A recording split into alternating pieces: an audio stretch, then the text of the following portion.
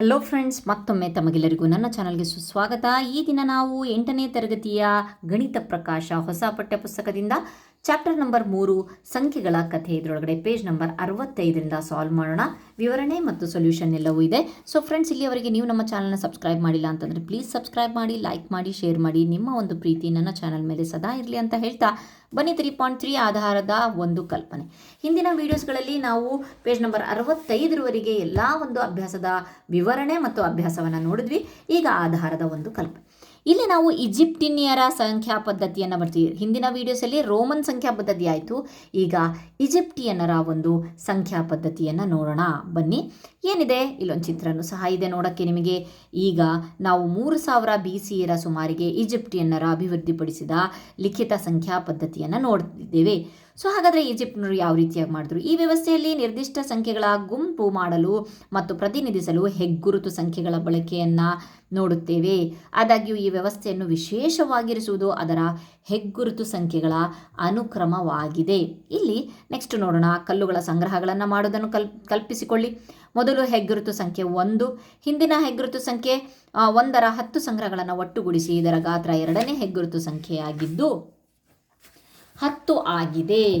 ಹಿಂದಿನ ಹೆಗ್ಗುರುತು ಸಂಖ್ಯೆಯು 10ರ ಒಂದು ಸಂಗ್ರಹಗಳನ್ನು ಒಟ್ಟುಗೂಡಿಸಿ ಇಲ್ಲಿ ನೀವು ನೋಡಬಹುದು 10ರ ಒಂದು ಗುಂಪುಗಳು 10 ಒಂದಿದೆ. ಅದಾದಮೇಲೆ ನೆಕ್ಸ್ಟ್ 10 10 100 100 10 1000 ಈ ರೀತಿಯಾಗಿ. ಓಕೆ, ಈ ರೀತಿಯಾಗಿ ಹೆಗ್ಗುರುತುಗಳನ್ನು ಮಾಡಿದ್ರು. ಅದಕ್ಕೆ ಚಿತ್ರಗಳಿಗೆ ಏನದು ಚಿತ್ರಗಳು ಸಹ ಬರೆದ್ರು. 1 ಅಂದರೆ ಈ ರೀತಿಯಾಗಿ, 10 ಅಂತ ಅಂದರೆ ಈ ರೀತಿಯಾಗಿ, 10 ಸ್ಕ್ವೇರ್ ಅಂದರೆ 10 × 10 ಅಂತ ಹೇಳಿ, ಅಂದರೆ 100 ಅಂತ ಹೇಳಿ, 10 ಕ್ಯೂಬ್ ಅಂತ ಅಂದರೆ 1000 ಅಂತ ಹೇಳಿ ಇದು ಬೆಲೆ. ಆಮೇಲೆ ನೆಕ್ಸ್ಟು 10ರ ಘಾತ 4 ಅಂತ ಅಂದರೆ 4 0 ಮಾಡಿಕೊಂಡು 10,000ಕ್ಕೆ ಈ ರೀತಿಯಾಗಿ. ಅದೇ ರೀತಿ 10ರ ಒಂದು ಘಾತಗಳಲ್ಲಿ ಬರ್ಕೊಂಡೋದ್ರು, ಹೆಚ್ಚು ಹೆಚ್ಚು ಮಾಡ್ಕೊಂಡೋದ್ರು. ಹಾಗಾದರೆ ಎಲ್ಲಿವರೆಗೆ 10ರ ಘಾತ 7 ಅಂತ ಅಂದರೆ ಕೋಟಿವರೆಗೂ ಸಹ ಇವರು ಸಿಂಬಲ್ಸ್ಗಳನ್ನು ಹಾಕಿಬಿಟ್ರು. Okay fine. ರೋಮನ್ ಸಂಖ್ಯೆಗಳಂತೆ ಕೊಟ್ಟಿರುವ ಸಂಖ್ಯೆಯನ್ನು ಹೆಗ್ಗುರುತು ಸಂಖ್ಯೆಗಳ ಗುಂಪುಗಳಲ್ಲಿ ಎಣಿಸಲಾಗುತ್ತದೆ. ಇದು ಕೊಟ್ಟಿರುವ ಸಂಖ್ಯೆಗಿಂತ ಕಡಿಮೆ ಇರುವ ಅತಿ ದೊಡ್ಡ ಹೆಗ್ಗುರುತು ಸಂಖ್ಯೆಯಿಂದ ಪ್ರಾರಂಭ ಆಗುತ್ತೆ. ಇದನ್ನು ನಂತರ ಸಂಖ್ಯೆಯಲ್ಲಿ ನಿಗದಿಪಡಿಸಲು ಬಳಸಲಾಗುತ್ತೆ. ಉದಾಹರಣೆಗೆ 24. ಯಾವ ರೀತಿಯಾಗಿ 24ಗೆ ಇದಕ್ಕೆ ಸಮವಾಗಿರುವ 324 ನಾವು ಯಾವ ರೀತಿಯಾಗಿ ಬರಿತೀವಿ ಅಂದರೆ 100 100 100 10 10 4. ಓಕೆ, 4 ಇಲ್ಲಿ 4 ಅಷ್ಟೇ ಬರೀಬೇಕು. 4ಗೆ ಸಮವಾಗಿರೋ 324 ಇಲ್ಲಿ ಬರೆದಿದ್ದಾರೆ. ಯಾವ ರೀತಿ ಅದೇ ಚಿಹ್ನೆ ಏನು ರೋಮನ್ ಸಂಖ್ಯೆಯಲ್ಲಿ ನಾವು ತೊಗೊಂಡ್ವೋ ಅದೇ ರೀತಿ ಅವರವರ ಒಂದು ಸಂಖ್ಯಾ ಪದ್ಧತಿಯ ಚಿಹ್ನೆಗಳನ್ನು ಹಾಕಬೇಕು. ಎಷ್ಟು ನೂರುಗಳು? 3 ನೂರುಗಳು. 100 ಅಂತ ಅಂದರೆ ಇದೆಯಾ, 10 × 10 ಅಂತ ಅಂದರೆ 100 ಅಲ್ವಾ. ಆಮೇಲೆ ನೆಕ್ಸ್ಟು ಇದು 10 10 ಅಂತೆ ಅಂದರೆ 20 ಆಯಿತು. ಇದೆಷ್ಟಿದೆ? 1 2 3 4 24 324. ಓಕೆ, ನೆಕ್ಸ್ಟ್ ಬರೋಣ, ಕಂಡುಹಿಡಿಯರಿಗೆ ಬರೋಣ. ಕೊಟ್ಟಿರುವ ಸಂಖ್ಯೆಗಳನ್ನು ಈಜಿಪ್ಟಿಯನ್ ಸಂಖ್ಯಾ ಪದ್ಧತಿಯಲ್ಲಿ ಪ್ರತಿನಿಧಿಸಿ. ಸೊ ಮೊದಲನೇದು ಯಾವ ರೀತಿಯಾಗಿ, ಸೊ ಒಂದನ್ನು ನಾನು ಇಲ್ಲಿ ತೋರಿಸ್ಬಿಡ್ತೇನೆ. ಸೊ ಮೊದಲನೇದು ಯಾವುದು? 10,458. ಈಗ ನೋಡಿರಿ, ನಂಬರ್ ದೊಡ್ಡ ತೊಗೊಂಡಿದ್ದಾರೆ, 10,458. ಇದನ್ನು ಯಾವ ರೀತಿಯಾಗಿ ಬರೀತೀರಾ? 10,000 ಒಂದಿದೆ. ನೆಕ್ಸ್ಟು 400 ಇದೆಯಲ್ವಾ, 100 100 10ರ ಒಂದು ಮಲ್ಟಿಪಲ್ಸ್ಗಳಲ್ಲೇ ಇದು ಮಾಡಬೇಕಾಗಿರೋದು. 100 100 100 ಪ್ಲಸ್ 50 ಇದೆ. 10 10 10 ಪ್ಲಸ್ 10 ಪ್ಲಸ್ 10. ಸೊ 8 ಜಾಗ ಇಲ್ಲ, ಕೆಳಗಡೆ ಬರಿತಾ ಇದ್ದೀನಿ. 8ಕ್ಕೆ 1 ಪ್ಲಸ್ 1 ಪ್ಲಸ್ 1 3 4 5 6 7 8. ಈ ರೀತಿಯಾಗಿ ನಾವು ಅದನ್ನು ವಿಸ್ತರಿಸಿ ಬರೆದಿದ್ದೀವಿ. ಸೊ ಈಗ ನಾವು ಚಿತ್ರ ಹಾಕೋ ಟೈಮು. ಏನು ಚಿತ್ರ? 10,000 ಅಂತ ಅಂದರೆ ಎಷ್ಟಿದೆ? ಇಲ್ಲಿ ನೋಡ್ರಿ, 10,000 ಅಂತ ಅಂದರೆ ಈ ರೀತಿಯಾಗಿ ಬಾಳೆಹಣ್ಣಿನ ಶೇಪಲ್ಲಿದೆ ಅಲ್ವಾ. 10,000 ನಾನಿಲ್ಲಿ ಬರ್ದಿದ್ದೀನಿ. ಒಂದು 10,000 ಅಂತಂದರೆ ಈ ರೀತಿಯಾಗಿ ಬಿಡಿಸಿ ಅದನ್ನು ಸ್ವಲ್ಪ ಇದನ್ನು ಮಾಡಿ ಹೀಗೆ ಹಾಕಿ 10,000 ಆಯಿತು. 100ಕ್ಕೆ ಯಾವ ರೀತಿಯಾಗಿದೆ? ಇಲ್ಲಿ ನೋಡಬಹುದು, ಇಲ್ಲಿದೆ 100. ಸೊ 100 2 3 4. Okay fine. 100 200 300 4. 10 ಅಂತ ಅಂದರೆ ಈಗ ನಾವು ಕನ್ನಡದಲ್ಲಿ 1 ಅಂತ ಬರಿತೀವಲ್ಲ, 1 2 3 4 5. 1 2 3 4 5. ಓಕೆ. 8 1 ಅಂತ ಅಂದರೆ ಯಾಕೆ? ಸೀದಾ ಒಂದು ಕಡ್ಡಿ. ಓಕೆ, 1 2 3 4 5 6 7 8 ಇಷ್ಟು ದೊಡ್ಡದಾಗಿ ಬರಿಬೇಕಾಯಿತು ಈಜಿಪ್ಟಿಯನ್ನರ ಸಂಖ್ಯಾ ಪದ್ಧತಿ. ಆದ್ರೂ ಏನಪ್ಪ ಅಂತಂದ್ರೆ ಖುಷಿ, ದೊಡ್ಡ ನಂಬರ್ ಆದರೂ ಬರೋದುವಲ್ಲ ಅಂತ. Okay fine. ನೆಕ್ಸ್ಟ್ ನಂಬರನ್ನು ನಾನಿಲ್ಲಿ ನೋಟ್ಸಲ್ಲೇ ಬರೆದು ಬಿಟ್ಟಿದ್ದೀನಿ. ಎಷ್ಟು? 1023. 1023 ಯಾವ ರೀತಿಯಾಗಿ ಬರೆಯೋದು? 1000 10 10 20 3. 1000ದ ಚಿಹ್ನೆ ಆಲ್ರೆಡಿ ಈ ರೀತಿಯಾಗಿದೆ, ನೀವು ನೋಡಬಹುದು. ಇಲ್ಲಿದೆ ಚಿಹ್ನೆ, ಇದು 1000. ಸಾವಿರ. ನೆಕ್ಸ್ಟು 10 10 20 3. ನೆಕ್ಸ್ಟ್ ನಂಬರ್ 2660ಕ್ಕೆ 1000 2000. 600ಗಳು ಬರಬೇಕು. 100 200 300 400 500 600. 10 ಅಂದರೆ 10 20 30 40 50 60 ಇಷ್ಟೇ ಕೊಟ್ಟಿದ್ದಾರೆ. ಸೊ 1000ದ ಚಿಹ್ನೆ ಇಲ್ಲಿ ಮಾಡಿದ್ವಿ, ಈ ರೀತಿಯಾಗಿ ಬರೆದು. ಇದು 100ರ ಚಿಹ್ನೆ 6 ಸಲ ಬರ್ತಿದ್ದೇನೆ, ಇದು 6 ಸಲ 10ರ ಚಿಹ್ನೆಯನ್ನು ಬರ್ತಿದ್ದೇನೆ. ಓಕೆ, ನೆಕ್ಸ್ಟ್ ಈ ನಂಬರನ್ನು ನೋಡೋಣ. 1 1 1. Okay, so 1000 plus 100 plus 10 plus 1. 1000 ಅಂತ ಅಂದರೆ ಇಲ್ಲಿ ನೋಡ್ರಿ ಯಾವ ರೀತಿಯಾಗಿ ಬರೆಯೋದು, ಈ ರೀತಿಯಾಗಿ ಮಾರ್ಕ್ ಮಾಡಿ. ಸೊ ನಾನಿದು ಟೆಕ್ಸ್ಟ್ ಬುಕ್ಕಲ್ಲಿ ಹೇಗಿದೆಯೋ ಹಾಗೆ, ನಾನೇನು ಈಜಿಪ್ಟಿನ ಕಾಲದವಳಲ್ಲ. ಸೊ ಇದೇ ಅದನ್ನೇ ನಾನು ಫಾಲೋ ಮಾಡಿರೋದು. 100 ಅಂತ ಅಂದರೆ ಈ ರೀತಿಯಾಗಿ, 10 ಅಂತ ಅಂದರೆ ಈ ರೀತಿಯಾಗಿ, 1 ಅಂದರೆ ಒಂದು ಕಡ್ಡಿ. ಓಕೆ, ನೆಕ್ಸ್ಟ್ 784 ಮಾಡೋಣ. 100 ಎಷ್ಟು? 7 ಸಲ 100 ಇದೆ. 1 2 3 4 5 6 7. 10 ಎಷ್ಟು ಸಲ ಇದೆ? 8 ಸಲ ಇದೆ. 1 2 3 4 5 6 7 8. 4 ಎಷ್ಟು ಸಲ ಇದೆ? 1 2 3 4. Okay, fine. ಇದಕ್ಕೆ 784ಕ್ಕೆ ಚೆನ್ನಾಗಿದೆ, ಒಂಥರ ಡಿಫ್ರೆಂಟ್ ಆಗಿದೆ ಕಲಿಯೋಕ್ಕೆ.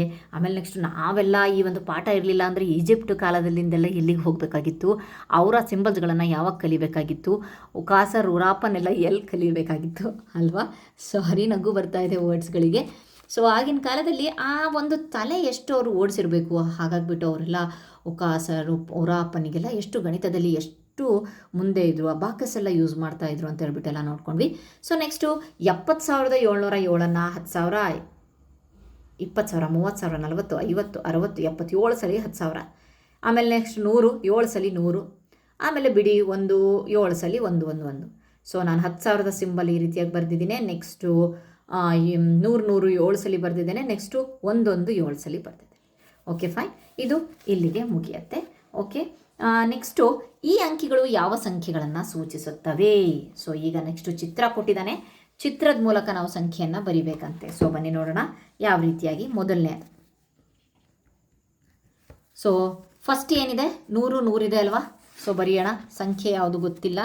100 ಪ್ಲಸ್ 100. ಓಕೆ, ನೆಕ್ಸ್ಟು ಇದು 1 2 3 4 5 6 7 7 10 ಇದೆಯಂತೆ. 10 20 30 40 50 60 70. ನೆಕ್ಸ್ಟ್ 1 ಎಷ್ಟಿದೆ? 3 3 6 ಪ್ಲಸ್ 1 2 3 4 5 6. Okay, fine. ಹಾಗಾದರೆ ಇದನ್ನು ನಂಬರಲ್ಲಿ ಬರೆಯೋಣ. 1 2 200 ಪ್ಲಸ್ 10ಗಳು ಎಷ್ಟಿದ್ದಾವೆ? 1 2 3 4 5 6 7. ಓಕೆ, 70. ಬಿಡಿ, ಇದೆಷ್ಟಿದೆ? 6 ಇದೆ. ಸೊ ಹಾಗಾಗಿ 276 ಆನ್ಸರ್. ಈ ಚಿತ್ರದ ಮೀನಿಂಗ್ 276. Okay, fine. ನೆಕ್ಸ್ಟು ಎರಡನೇದನ್ನು ನೋಡೋಣ. ಸೊ 1,000 ಇದೆ. ಇದರ ಅರ್ಥ 1,000 2,000 3,000 4,000. ಆದರೆ ನೀವು ನೋಟ್ಸಲ್ಲಿ ಬರಿಬೇಕಲ್ವಾ? ಸೊ ಬಿಡಿಸೇ ಬರಿಬೇಕಾಗತ್ತೆ. 2,000 3,000 4,000 ಪ್ಲಸ್ 100 ಎಷ್ಟಿದೆ? 1 2 3 100 200 300 ಪ್ಲಸ್ 100 200 3. ಎಷ್ಟು? 10ಗಳಿದ್ದೆಷ್ಟಿದ್ದಾವೆ? 1 10 2 10 ಪ್ಲಸ್ ಇದೆಷ್ಟಿದೆ? ಬಿಡಿ 1 ಪ್ಲಸ್ 1. ಸೊ 1,000 2,000 3,000 4,000. 100 1 2 3 300 ಪ್ಲಸ್ ಇದೆಷ್ಟಿದೆ? 20 ಪ್ಲಸ್ 2. ಓಕೆ, 4,322. ಫೈನ್. ಸೊ ಡೈರೆಕ್ಟಾಗಿ ಇಲ್ಲೇ ಮಾಡ್ಬೋದು, ಬಟ್ ನೀವು ನೋಟ್ಸಲ್ಲಿ ಒಂದು ಸ್ಟೆಪ್ಪನ್ನು ಮೇಂಟೈನ್ ಮಾಡಬೇಕಲ್ವ, ಹಾಗಾಗ್ಬಿಟ್ಟು ಈ ರೀತಿಯಾಗಿ ಬಂದಿದ್ದೀವಿ. ಇಲ್ಲೇ ನೀವು ನೋಡ್ಬೋದು 1,000 2,000 3,000 4,000. ಇದು 1 2 3 300. ಇದು ಆ್ಯಕ್ಚುಲಿ ಇಲ್ಲಿ ನೀವು ನೋಡ್ಬೋದು ಈ ರೀತಿಯಾಗಿ ಪ್ಯಾಟರ್ನ್ ಇದಾಗಿದೆ ಅಲ್ವಾ? ಸೊ ಹೀಗೆ ಬಂತು, ಹೀಗೆ ಪ್ಯಾಟರ್ನ್ ಆಗಿದೆ. ಇಲ್ಲಿ ನೋಡ್ರಿ, ಇಲ್ಲೂ ಅಷ್ಟೇ 200. ಆಮೇಲೆ ನೆಕ್ಸ್ಟು ಈ ರೀತಿಯಾಗಿ 70. ಇಲ್ಲಿ ಬಂದುಬಿಟ್ಟು ಹಿಂಗೆ ಬಂದಿದೆ. ಓಕೆ, ಹೇಗೆ? ಇಲ್ಲಿ ನೋಡಿ, ಹಿಂಗೆ ಬಂದುಬಿಟ್ಟು ಇಲ್ಲಿಂದ ಹಿಂಗೆ ಬಂದಿದೆ ಜಿಗ್ಜ್ಯಾಗ್, ವಾಪಸ್ ಹಿಂಗೆ ಬಂದು ಲಾಸ್ಟಿಗೆ ಎಂಡ್ ಆಗ್ತಾಯಿದೆ. ಓಕೆ, ಇಲ್ಲೂ ಅಷ್ಟೇ ಹಾಗೆ ಬಂದಿದೆ. ಇಲ್ಲಿ 20 322 4,322. ಇಲ್ಲೇ ಬರೆದು ಬಿಡ್ಬೋದು, ಬಟ್ ಪ್ರೊಸೆಸ್ ಫಾಲೋ ಮಾಡಬೇಕಲ್ವಾ, ಅದಕ್ಕೋಸ್ಕರ. ಸೊ ಇಲ್ಲಿಯವರೆಗೆ ನಾವು ಪೇಜ್ ನಂಬರ್ 66ರಲ್ಲಿರುವ ಕಂಡುಹಿಡಿಯನ್ನು ಮಾಡಿದ್ವಿ. ನೆಕ್ಸ್ಟ್ ವಿಡಿಯೋದಲ್ಲಿ ನೆಕ್ಸ್ಟ್ ಒಂದು ಕಾನ್ಸೆಪ್ಟನ್ನು ಕಂಪ್ಲೀಟ್ ಮಾಡೋಣಂತೆ. Thank you friends.